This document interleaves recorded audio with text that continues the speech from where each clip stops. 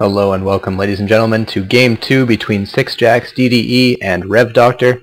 This is for the last player standing StarCraft 2 Open number 2. My name is Copo, and today we are watching sixjaxDDE spawning as the blue Terran on the right-hand side of this map, and RevDoctor, the red Terran, spawning at the left-hand spawning position. Map is GSL Dual Site. Definitely one of the maps in this rotation for this tournament. This tournament, again, is last player standing StarCraft 2 Open number 2. Check them out at lastplayerstanding.com. Lots of cool stuff over there. $500 does go to the winner of this tournament.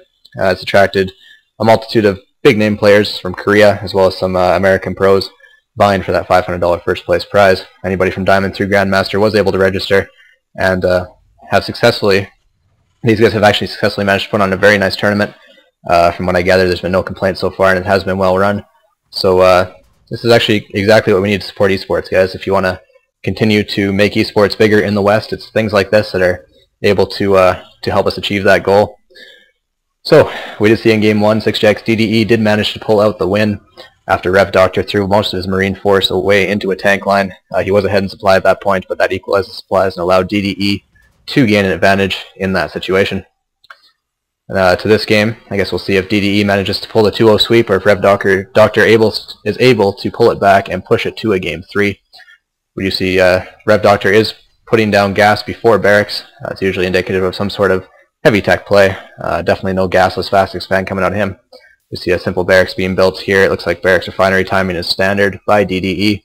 Nothing too special coming out here. Neither player appears to be gearing up for a big fast expansion. We'll see exactly if this refinery first play is going to lead to some sort of tech. I don't imagine it would do anything, but this refinery first is actually quite interesting. It didn't really pop up, from my knowledge, until decently recently. But it basically opens up a lot of options. Most Terrans would go 12 barracks, 13 refinery, and 15 orbital command, 16 marine kind of thing, and try and do the standard openings that way. But by getting refinery first, you do manage to stockpile a bit of gas, allowing you to drop a factory pretty much as soon as your barracks is finished, judging by this timing. We do see a couple marines queued up and being produced there by RevDoctor, who is morphing in orbital command. Both players are doing such, actually, because DDE is still going standard. Both players getting a full scout of each other's bases and seeing exactly what's going on. I guess DDE could have snuck by and saw exactly how much gas is left on this geyser to tell exactly when it went up, which would actually be a lot of information for him to have.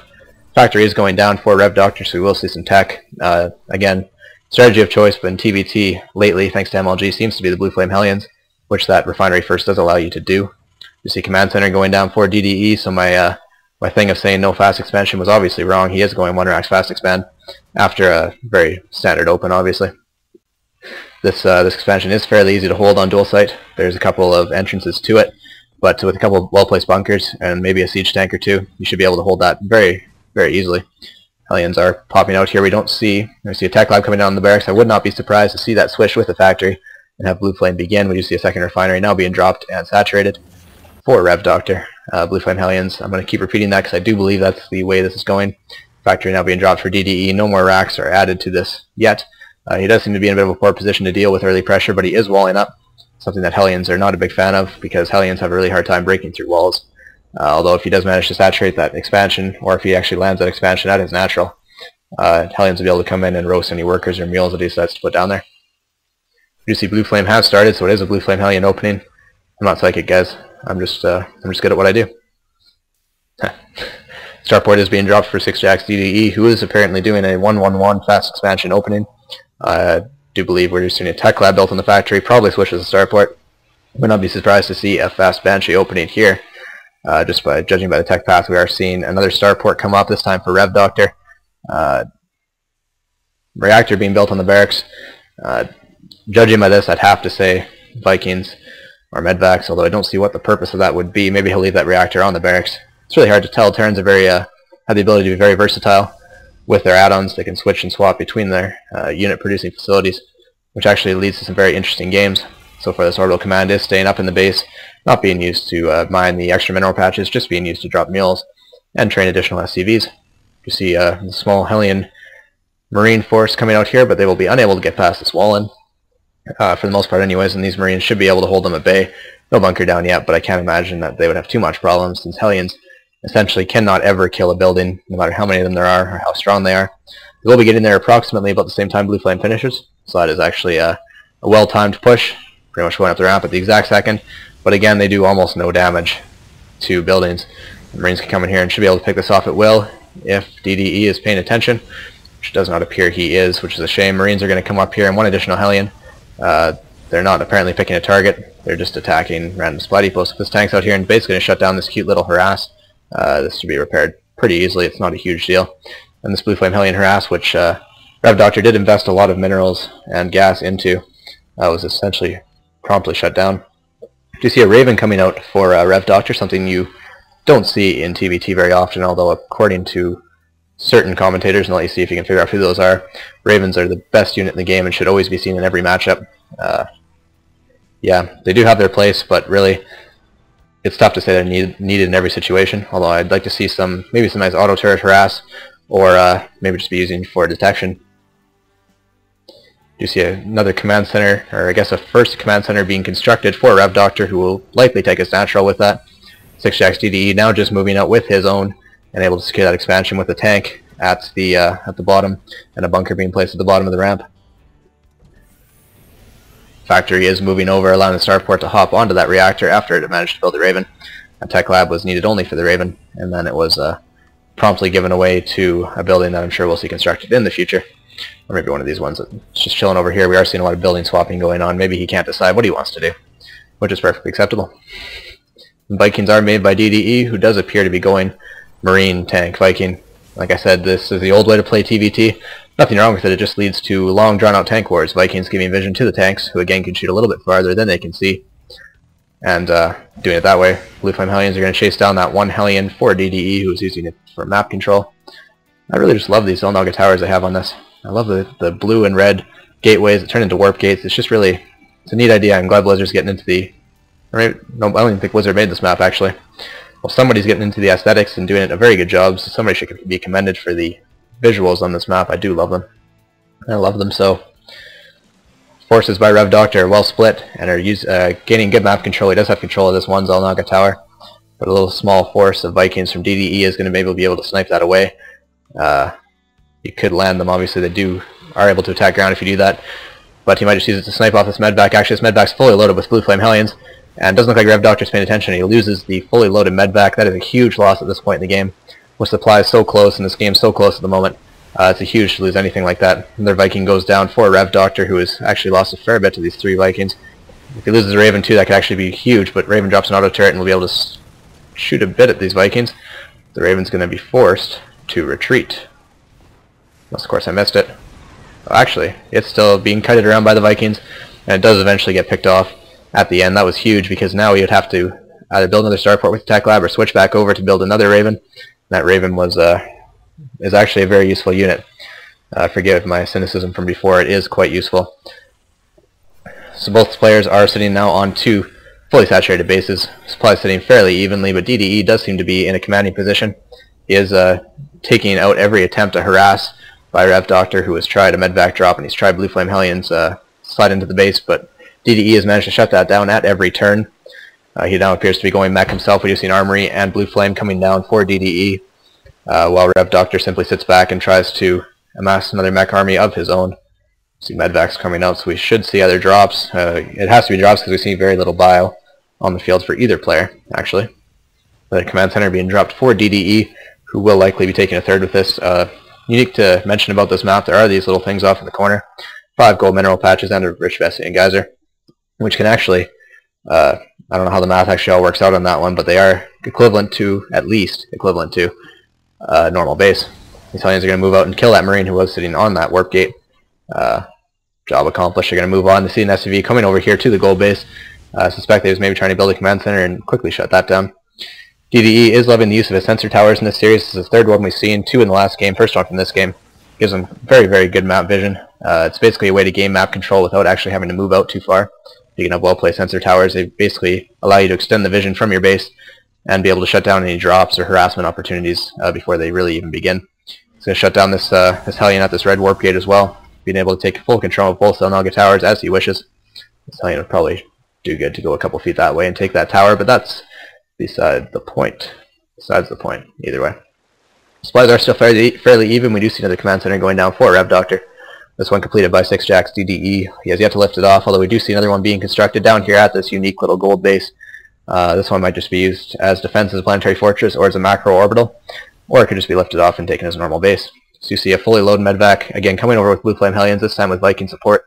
Shoot down any Vikings that might be able to intercept it. Don't know what the map vision of DDE is. You can see if he actually spots this at all. I just spot a little contingent going over here, and he does manage to spot the fact that this drop is incoming. So we will be able to hopefully get into position and kill it. We might see a couple of Hellions dropped here. Maybe take out this SCV who did cancel the construction of that command center as he realized that it was scouted by RevDoctor. RevDoctor, who's taken this advantage, has taken advantage of this situation where RevDoctor's forces were away and is currently getting into a very good position. He'll be able to siege up and slowly advance that take line. Blue Flame Hellions are going to attack each other, but DDEs are a slightly greater number and will move in. Siege tanks are sieged up and they might be able to blast on this force. Actually, they'll be able to blast on this command center until it's lifted. There we go. Perfect, perfect, perfect. DDE is actually in a very good position here. He has positional advantage. RevDoctor is basically being contained by these tanks, and he doesn't want to move into that line. That is a very, very poor decision. I don't know if he'll be able to actually break this contain. This is actually going to be quite close. This medvac's going to have to unload the Hellions and try and pick off the SCVs that are repairing. It looks like RevDoctor is going to be managed to break through this contain. DDE losing actually a fair bit in that engagement. That contained obviously didn't have enough units in it. Some Vikings are going to snipe off some Vikings and some medvacs. RevDoctor's SCVs are going to go back home, a happy bunch of workers. DDE still has considerable map presence though with these Vikings and these Hellions, able to mobilize quite quickly. One tank on the tower is quickly taken out by these unsieged tanks at RevDoctor, who is moving his command center down here to take his third base. DDE now does have his planetary fortress up at his third base, so both will be mining equally quite soon. Although RevDoctor is sitting in a decent position, he is behind in supply, but he did manage to win that engagement, which is quite nice. Blue Flame Hellions running in here into the expansion will roast some SCVs. Actually, that is a fairly significant loss. He didn't want to line those up for the Hellions. Actually, he managed to kill almost every single worker before these Thors managed to get into position. Huge, huge losses for RevDoctor in terms of the worker count. We're going to check and see exactly how many workers were killed. 27 by DDE, only 6 by RevDoctor over the course of this game. Huge disparity there. He needs to try and do better to protect his workers. Well, we do see a very scary force from RevDoctor coming out here. Tanks, Hellions, and Thors are quite powerful, actually, although this Viking count is getting quite high.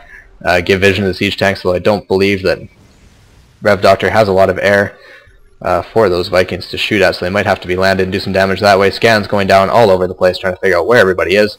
And this does look like it could be a very crucial confrontation in this match, as tanks are sieged up at DDE's third base for DDE, and RevDoctor is forced to pull back and maybe try and circumvent the force, but there's a well-placed siege tank here, blasting away at some Hellions, which actually will be able to take it out. Oh, there we go, take it out. Vikings are landed by DDE, trying to maybe give a bit of additional DPS here, but RevDoctor is simply going to back up. He is still behind in supply, but he does have a very, very fearsome army. He does need to try and saturate this base, actually, considering how many workers he lost. He needs to be continuing to build SCVs, which does appear he is. Planetary Fortress is still keeping guard over here. SCVs are building supply depots like mad, trying to make sure we don't get supply blocked. That's what DDE is thinking. Force is still moving around here, trying to get in position to attack, but these Hellions are doing a very good job of keeping them at bay, as well as the siege tanks that are sieged up in the bases of sixjaxDDE. Hellions are going to move out and try and get around this this force of RevDoctor, maybe try and do a bit of cute harass at the third base for RevDoctor. You see RevDoctor's forces kind of moving around the middle, trying to decide exactly where they can break through. While we see his Hellions move across here, and they'll actually be able to roast a lot of SCVs if he doesn't pull them in time. It does look like he's going to be unable, and here we come. There we go. Look at all those workers killed. That's something that RevDoctor's actually done a very poor job of in this game. He's unable to keep his workers alive. Pulls the whole force back, trying to make sure that these Hellions die, but they're going to continue to kill SCVs until he kills every single last Hellion. DDE's harass has been incredibly effective. We're going to check and see exactly how many workers he's killed. 58 SCVs killed to only the 6 of RevDoctor, who hasn't been able to get any effective harass in this game. He does need to try and rebuild those workers as fast as he can, but his supply is quickly dwindling, although most of his supply is an army as a result of these SCVs being killed. Check out the units station. We only have 24 SCVs as opposed to 75 for DDE. Huge, huge disparity there. Although we do still have a fairly fearsome army from RevDoctor, comprised of Thors and Marines, or Thors and tanks and Hellions, although not upgraded yet. See if we have any upgrades going on for DDE, who is at 2-0. RevDoctor has yet to get those upgrades. That could actually play a very, very crucial role. DDE, I do recall, got that quick armory. Was able to get those upgrades out fairly fast. We do see siege tanks sieging up far away and going to blast away at this planetary fortress, and these SCVs who are pulled and are going to run back to safety.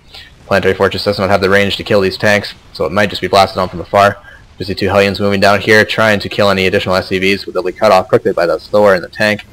While these tanks continue to rain down damage as the SCVs are about to repair and go back to mining, but that's not very smart. They're actually going to get killed if they do that.